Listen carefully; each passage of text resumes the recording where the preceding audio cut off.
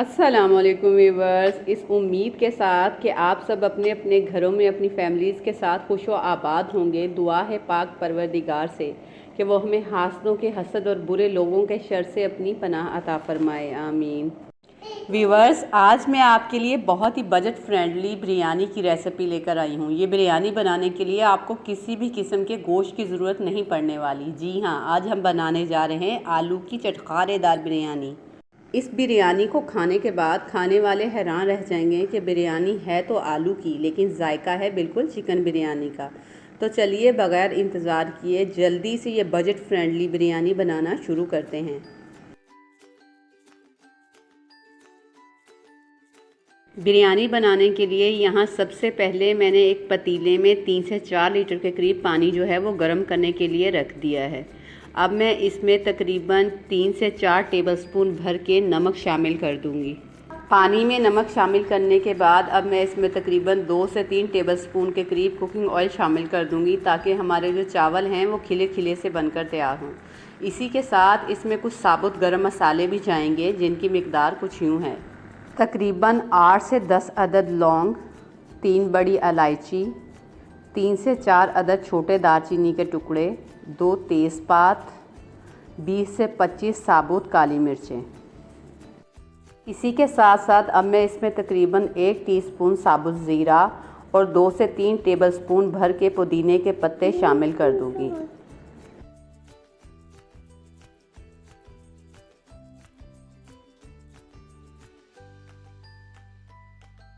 ये सब चीज़ें शामिल करने के बाद अब मैं पतीले को कवर करके पानी में बॉयल आने का वेट करूँगी।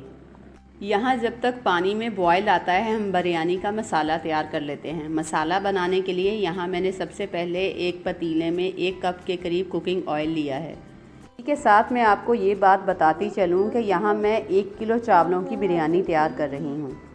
पतीले में 1 कप कुकिंग ऑयल डालने के बाद अब मैं इसमें 3 से 4 अदद बारीक स्लाइस कटिंग किए हुए प्याज शामिल करके इन्हें इस हद तक कुक करूँगी कि इनका कलर जो है वो डार्क गोल्डन हो जाए।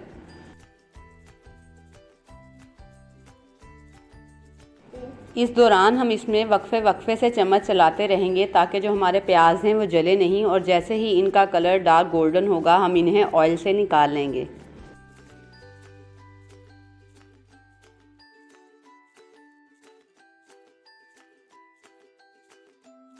प्याज़ों को ऑयल में से निकालने के बाद अब मैं इसमें तकरीबन 1.5 किलो के करीब मोटे कटे हुए आलू शामिल कर दूंगी। आलूओं को मैंने बड़े बड़े पीसीस में काटने के बाद 1 टीस्पून भर के जर्दे का कलर लगा के तकरीबन आधे घंटे के लिए छोड़ दिया था, ताकि इनके ऊपर एक खूबसूरत सा कलर आ सके और हमारी आलू की बिरयानी ना सिर्फ खाने में बल्कि देखने में भी खूबसूरत लगे।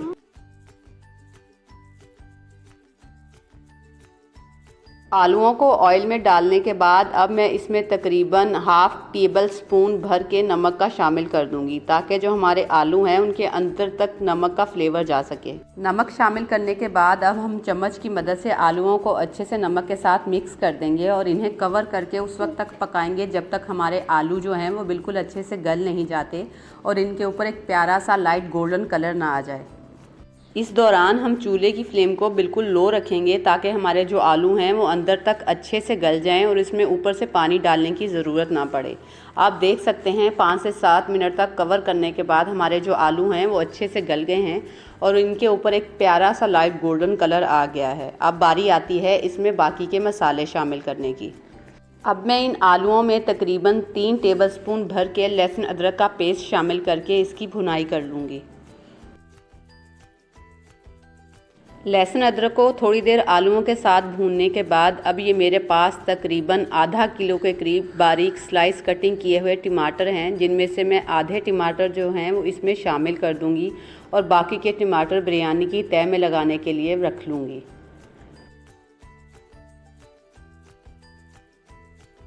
टमाटर शामिल करने के बाद अब ये मेरे पास तकरीबन 10 से 12 अदद बारीक स्लाइस कटिंग की हुई हरी मिर्चें हैं। इसमें से कुछ मिर्चें मैं अब शामिल कर दूंगी और कुछ बाद में तह में लगाने के लिए रख लूँगी। टमाटर और हरी मिर्चें शामिल करने के बाद अब हम इन्हें अच्छे से मिक्स करके पतीले को कवर कर देंगे और तकरीबन 5 मिनट तक लो फ्लेम पर पकाएंगे, ताकि हमारे टमाटर और हरी मिर्चें अच्छे से नरम हो जाएं। आप देख सकते हैं कि थोड़ी देर पकाने के बाद हमारे टमाटर जो हैं वो अच्छे से नरम हो गए हैं। अब मैं इसमें 1 टेबलस्पून भर के चिकन पाउडर का शामिल कर दूंगी। आप इसकी जगह चिकन क्यूब का इस्तेमाल भी कर सकते हैं। इसी के साथ साथ मैं इसमें 2 टेबलस्पून इमली शामिल कर दूंगी। इमली को मैंने थोड़े से पानी के साथ तकरीबन 15 से 20 मिनट के लिए भिगो दिया था। अब बारी आती है इसमें कुछ खुश्क मसाले शामिल करने की, जिनकी मिकदार कुछ यूँ है।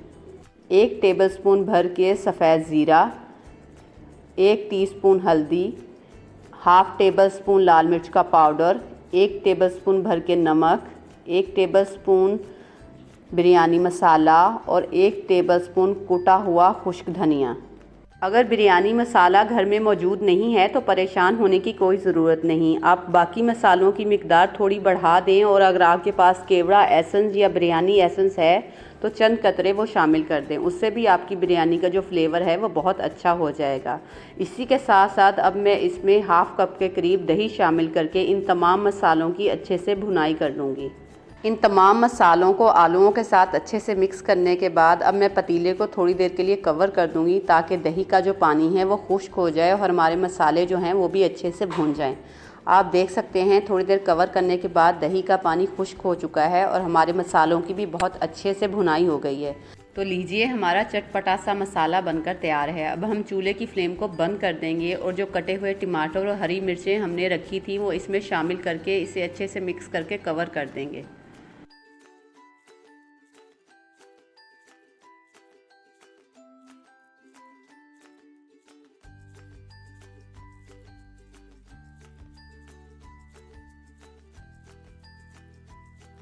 मसाला बनाने से पहले मैंने जो पानी बॉईल करने के लिए रखा था वो भी अब बॉईल हो चुका है। अब मैं इसमें 1 किलो चावल शामिल कर दूंगी। चावलों को मैंने यहाँ अच्छे से वॉश करने के बाद तकरीबन 1 घंटे के लिए भिगो दिया था ताकि वो कुछ हद तक नरम हो जाएं।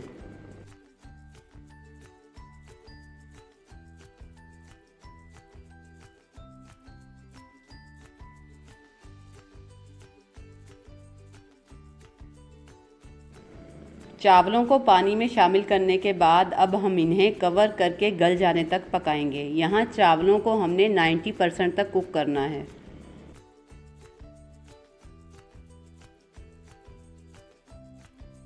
कुछ देर कवर करके पकाने के बाद आप देख सकते हैं हमारे जो चावल हैं वो 90% तक गल चुके हैं और तमाम मसालों का फ्लेवर भी इनमें आ चुका है।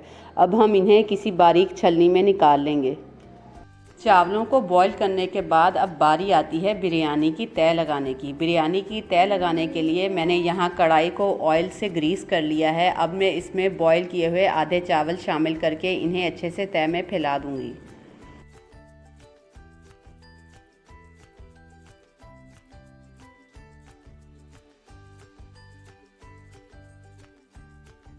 चावलों की तह लगाने के बाद अब ये मेरे पास तकरीबन 3 टेबलस्पून के करीब लेमन जूस है। इसमें से आधा लेमन जूस अब मैं चावलों के ऊपर डाल दूँगी। अब बारी आती है उस चटपटे मसाले की जो हमने तैयार किया था। अब इस मसाले को हम चावलों के ऊपर डाल देंगे। सारा मसाला चावलों में शामिल करने के बाद अब हम इस मसाले को अच्छे से चावलों के ऊपर फैला देंगे। इसी के साथ साथ अब मैं इसमें बारीक कटा हुआ हरा धनिया और बारीक कटा हुआ पुदीना शामिल कर दूँगी। अब हमने शुरू में जो प्याज ब्राउन करके रखी थी उसमें से तकरीबन आधी प्याज इसमें शामिल करके अच्छे से मिक्स कर देंगे।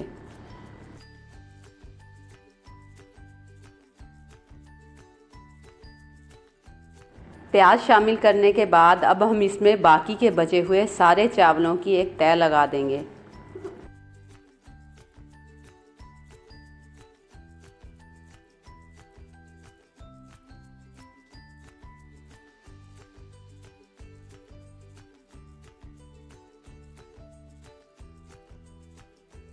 चावलों की तह लगाने के बाद अब मैं इसमें बाकी का बचा हुआ हरा धनिया, पुदीना और ब्राउन की हुई जो प्याज हमने रखी थी वो भी इसके ऊपर स्प्रिंकल कर दूंगी। इसी के साथ साथ मैंने जो लेमन जूस बचा के रखा था वो भी मैं चावलों के ऊपर डाल दूंगी। लेमन जूस डालने के बाद अब ये मेरे पास तकरीबन हाफ़ टी स्पून के करीब जर्दे का कलर था जिसे मैंने थोड़े से दूध में मिक्स कर लिया है। इसे मैं बिरयानी के ऊपर डाल दूंगी ताकि हमारी बिरयानी के ऊपर एक खूबसूरत सा कलर आ सके। तमाम चीज़ों को बिरयानी के चावलों के ऊपर डालने के बाद अब मैं इसके ऊपर तकरीबन 2 से 3 टेबलस्पून के करीब कुकिंग ऑयल डाल दूँगी। इससे जो हमारे बिरयानी के चावल हैं इनमें बहुत प्यारी सी शाइन आ जाएगी।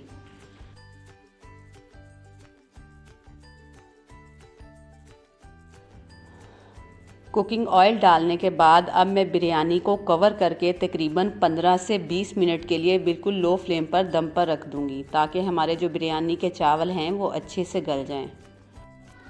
तकरीबन 20 मिनट तक लो फ्लेम पर दम पर रखने के बाद आप देख सकते हैं कि हमारी चटपटी और मज़ेदार सी आलू की बिरयानी बनकर तैयार है। अब हम इसे इस तरीके से मिक्स करते हुए सर्व करेंगे।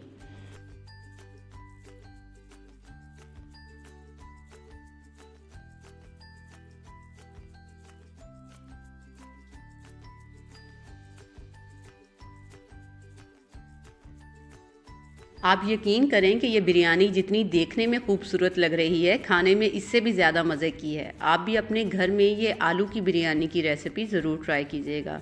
मुझे उम्मीद है आपको ये मेरी आज की बिरयानी की रेसिपी ज़रूर पसंद आएगी। और इसी के साथ साथ अगर आप मेरे चैनल पर नए हैं और आपने अभी तक मेरे चैनल को सब्सक्राइब नहीं किया तो जल्दी से मेरे चैनल को सब्सक्राइब कर लें और नीचे बने हुए बेल आइकन को भी प्रेस कर दें, ताकि आपको मेरी आने वाली वीडियोस का नोटिफिकेशन मिलता रहे। इसी के साथ मुझे अगली रेसिपी तक के लिए इजाज़त दीजिए। अल्लाह हाफ़िज़।